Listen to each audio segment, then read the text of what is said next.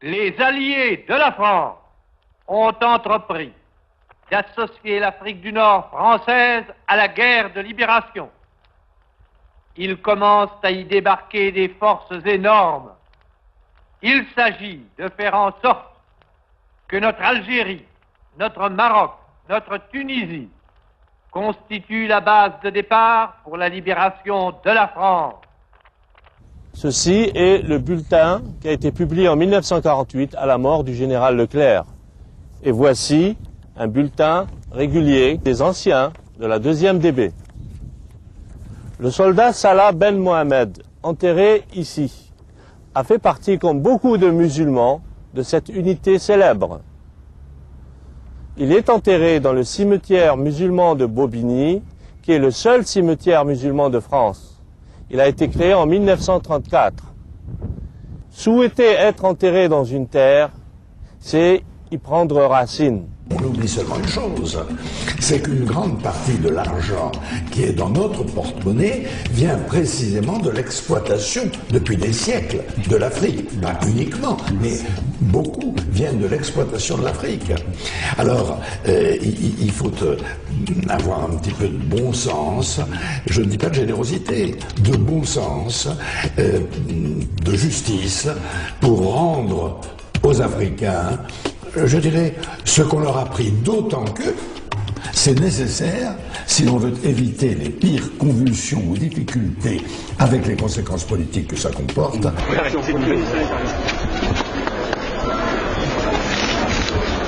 Bonjour, on va vous se débarrasser de ces gens-là, vous inquiétez pas. Hein? Vous en avez assez, hein? Vous avez assez de cette bande de racailles. Bon, on va vous en débarrasser. Bonne soirée, hein. Non, c'est des mots choquants. Racaille, c'est pas un mot employé. On l'emploie pas. On l'emploie pas. Pourquoi? Bah écoutez, il y a des problèmes partout, c'est pas une manière, ça c'est de la provocation. Lui il dit, moi je parle comme la France d'en bas. Ah non, mais nous on parle pas comme ça. Moi je me reconnais pas dans ces mots-là. Il assume ces conneries de racaille, de Karcher. Il l'assume. Maintenant, il a parlé qui ça? Ce n'est que le début, ça. Ce n'est que le début, ça. Ça va être pire encore. Pire encore. Pire encore. Ça va empirer encore. Allez, avance, avance! Pendant le ramadan, vous venez de la provocation, vous tirez sur les gens, du gaz lacrymogène. Vous n'avez pas tout permis. Regardez. Regardez.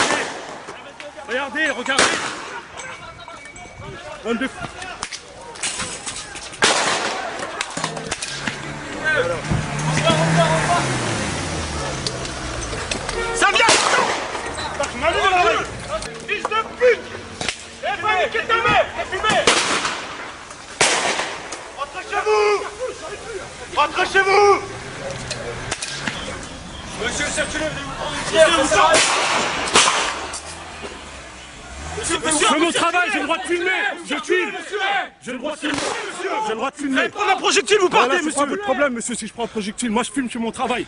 Journaliste, moi, vous n'avez rien contre moi. Allez pas vous prendre une pierre, c'est tout. Vous n'avez rien contre moi. Touchez-moi pas, je fais mon travail. Pas te toucher, c'est que tu prends pas une pierre. On recule. Allez, recule. C'est bon. C'est bien, bravo, hein. Bravo, les gars, pendant le ramadan, bravo, hein. Bravo, provocation une fois de plus, les gars. C'est bien, hein. Chapeau. Très, très bien, chapeau. Continuez comme ça. Prochaine fois, tirez avec des vrais guns, c'est mieux encore. On n'est pas comme ça, moi, je vous le dis, moi. On est là pour vous sécuriser. C'est bien, continuez, c'est très bien. Continuez à provoquer les gens, à tirer, à mettre de lacrymogène partout. S'il y a des enfants, des familles. Hein? Il n'y a pas de blessés, moi je reste là, je me fais blesser, j'en ai rien à foutre. Faites attention. On voudrait pas que Vous trouvez ça normal là? Il y a des familles, il y a des enfants, vous venez vous tirer sur tout le monde? Je voudrais juste savoir quelles sont vos relations avec les jeunes de la cité. Les relations avec les jeunes, elles sont simples.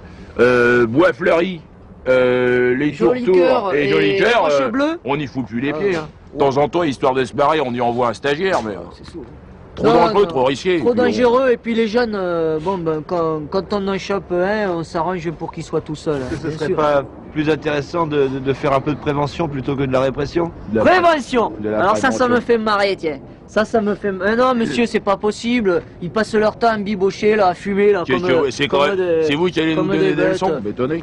Tiens, Prends-le. voilà. Je te le donne, tiens.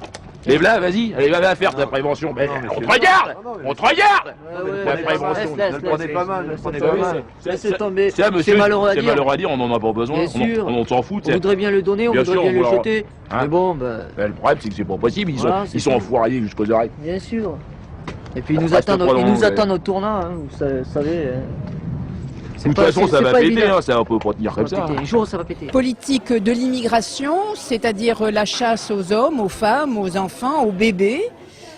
Politique du chiffre, toujours plus d'arrestations, toujours plus de reconduites à la frontière, y compris quand de l'autre côté de la frontière il y a la guerre. Ça fait pas partie de la République française, ça fait pas partie de l'universalisme sur lequel elle est fondée, parce que ces valeurs sont effectivement des valeurs universelles. Cette politique de l'immigration, elle se caractérise à mon sens par un triple échec. D'une part, un échec de la politique elle-même qui est bien incapable d'atteindre un objectif de maîtrise des flux migratoires dans le monde. Un échec aussi sur le plan humain, parce que le prix à payer de cette politique en termes de dégâts humains pour les familles, les enfants, qu'on retrouve notamment dans des centres de rétention, est énorme. Et puis un échec également au plan juridique, un échec, j'allais dire, du droit ou de l'état de droit, puisque on voit à l'occasion de ces politiques massives d'enfermement des étrangers par la procédure de rétention, que nombre de ces procédures s'avèrent nulles parce qu'elles ne respectent pas les principes qui sont à l'œuvre dans notre pays. Quand on dit les immigrés, mais réfléchissons, c'est quoi les immigrés? Est-ce que les immigrés qui sont déjà venus dans les années 40 pour libérer la France, ou c'est les immigrés qui sont venus dans les années 50 ou 60 comme nous, pour construire la France? Le débat sur l'identité nationale est un débat absolument fondamental pour notre nation. Le sujet de l'identité nationale est vaste. Il touche à l'immigration, il touche au code de la nationalité, il touche à l'école, il touche au drapeau, à la Marseillaise, aux valeurs de la République française. Liberté, égalité, avec son corollaire ou plutôt son contraire de la discrimination positive. Fraternité, solidarité, langue. Cette langue française qui fait que nous arrivons à concevoir notre pensée. Mais il faut que vous puissiez avoir la parole. Il faut que vous puissiez vous exprimer. Il faut que chacun d'entre vous puisse s'exprimer. Je dis ce que je pense et ça n'est que ce que je pense. Le débat sur l'identité nationale, par exemple, c'est une insulte qu'on alimente tous. Là, j'en reparle. J'alimente aussi. Mais je voudrais absolument dire qu'ils auraient dû appeler ce débat le contrôle d'identité nationale. Comment j'ai encore à me justifier d'habiter dans mon pays? C'est schizophrénique. Donc, pointer quels sont les bons Français et quels sont les mauvais Français, ça me dégoûte.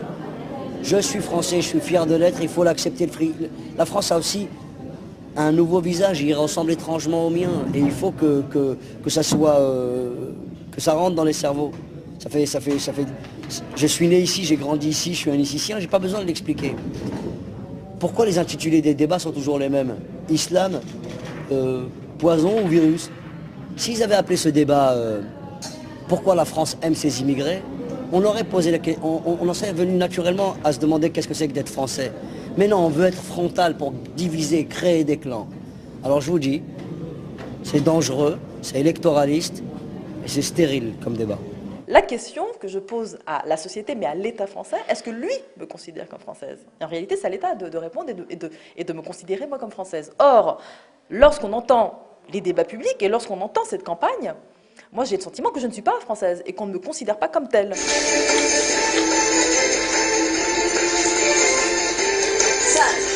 4, 3, 2, 1...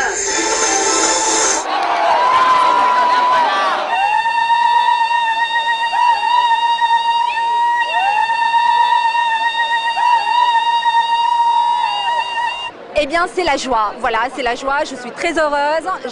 J'apprécie de partager ce moment avec la majorité des Français. Je suis très heureux parce qu'on a subi les foudres de M. Guéant par rapport à la circulaire. Donc là, on est super content parce qu'on a pu s'exprimer. Nous, on n'a pas pu voter, mais on a milité dans le cadre de cette élection pour élire M. François Hollande, qui nous a promis de revoir la situation des étrangers en France et des immigrés principalement.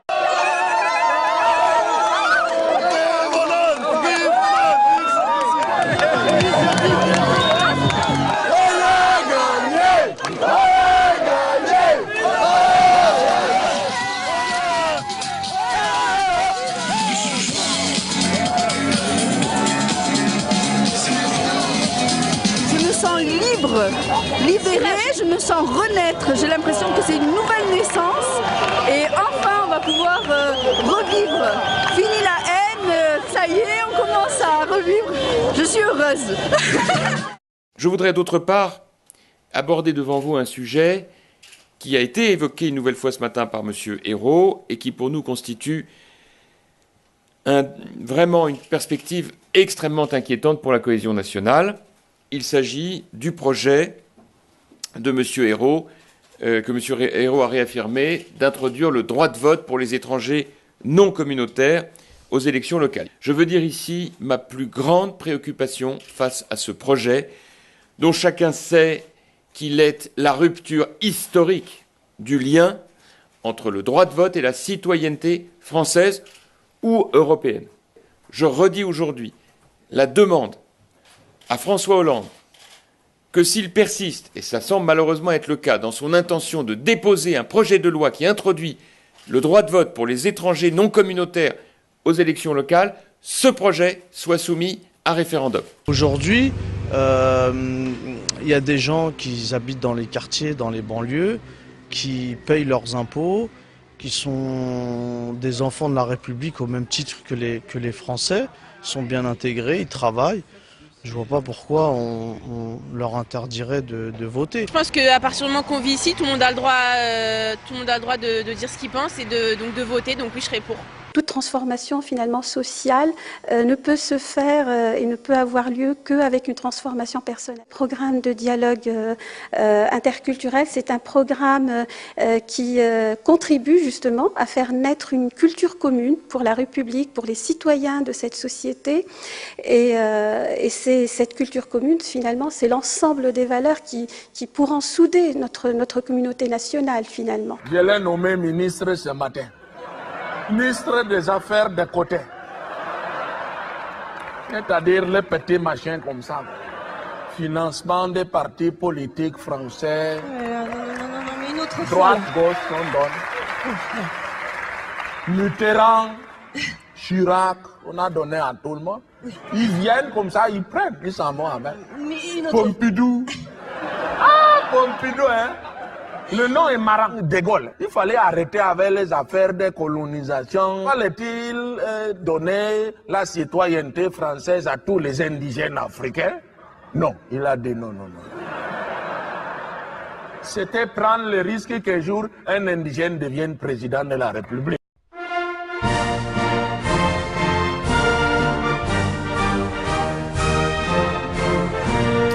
Chère Francis, chère Françoise, vous m'avez élu au chauffage universel, je tiens à vous dire merci.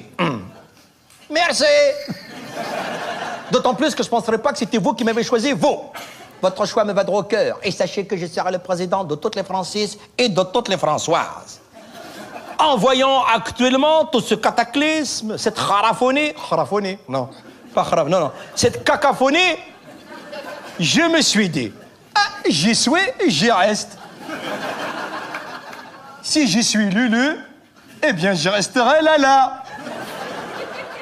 Vous m'avez sollicité à la tête de notre pays, alors je vous garantirai donc le bon fonctionnement de nos institutions et je serai le gardien de vos libertés. Et si ça ne suffit pas, je vous laisserai les doubles des clés.